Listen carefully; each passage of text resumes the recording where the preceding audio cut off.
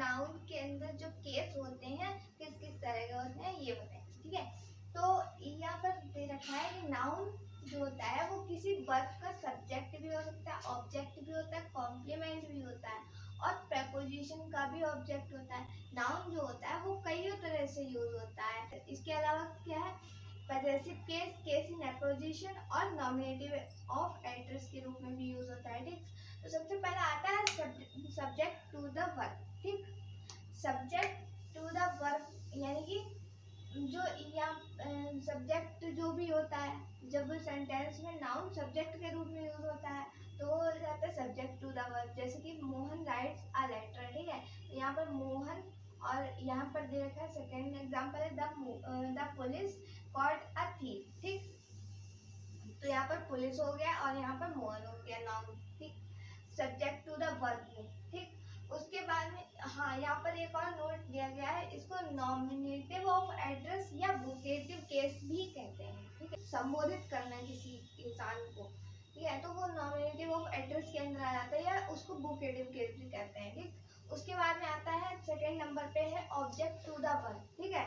Object to the verb में क्या होता है कि राम राइट्स अ लेटर और बॉयज मेक अ नॉइज। तो यहाँ पर जो लेटर और नॉइज दे रखा है सेंट्रल लाइन में हम बोलेंगे तो ये लेटर और नॉइज ये क्या हो गए, ऑब्जेक्ट हो गए, ऑब्जेक्ट के रूप में, वर्ब के ऑब्जेक्ट के रूप में हमने नाउन देखे हैं, ठीक है, ए लेटर ए नॉइज, ठीक। तो ये सब, लेकिन यहाँ पर क्या है ट्रांसिटिव वर्ब में ले रखे हैं। जैसे कि राम राइट्स, यहाँ तक भी कंप्लीट था लेकिन यहाँ पे क्या बढ़ाया गया है अ लेटर, ठीक है, तो इससे कंप्लीट हो रहा है ये, ठीक है। उसी तरह से वॉइस मेक अ नॉइज, ठीक है, वॉइस बजाते हैं क्या, शोर, ठीक। उसके बाद में यहाँ पर नोट्स दे रखे हैं तीन। पहला है ट्रांसिटिव वर्ब डबल ऑब्जेक्ट भी रख सकते हैं, जैसे Ram told his brother a story, ठीक। यहाँ पर टोल्ड के बाद में क्या है हिज ब्रदर दे रखा है और ए स्टोरी दे रखा है, दो दो ऑब्जेक्ट दे रखे हैं। ए स्टोरी क्या है डायरेक्ट ऑब्जेक्ट है और इनडायरेक्ट ऑब्जेक्ट है हिज ब्रदर, ठीक है। तो यहाँ से क्या पता चलता है डबल ऑब्जेक्ट भी रख सकता है एक सेंटेंस, ठीक। उसके बाद में ट्रांसिटिव वर्ब, ठीक है। उसके बाद में बी है ही सैंग ए सॉन्ग। इस ये जो सेंटेंस है इस सेंटेंस में नाउन सॉन्ग दे रखी है, सॉन्ग यानी कि गाना होता है, ठीक है।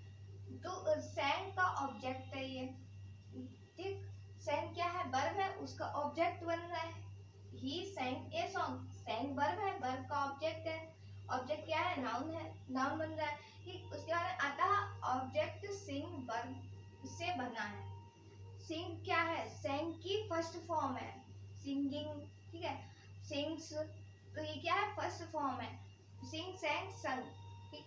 तीन होती हैं जो वहाँ पे फॉर्म्स बनती हैं पॉजिटिव, सुपर कंपैरेटिव और सुपरलेटिव डिग्री, तो वहाँ पे ये यूज होती हैं, ठीक। फर्स्ट फॉर्म होती है किसी भी वर्ब की, उससे अगर हम लोग कोई भी नाउन बनाते हैं, कोई भी ऑब्जेक्ट बनता है तो उसको कॉन्जुगेट ऑब्जेक्ट कहते हैं, ठीक है। उसके बाद में सी है कुछ इंट्रांसिटिव वर्ब के बाद स्थान, समय, ठीक है, और नाप, मूल्य आदि के सूचक के प्रकार के नाउन्स आते हैं जो एडवर्ब के जैसे होते हैं, इसलिए इनको एडवर्बियल ऑब्जेक्ट भी कहते हैं। जैसे कि आई शैल कम टुडे, यानी कि मैं आज शाम को आऊंगा, ठीक। यहाँ पर टाइम बता रहे हैं, इसी तरह से और भी हो सकते हैं सेंटेंसेस।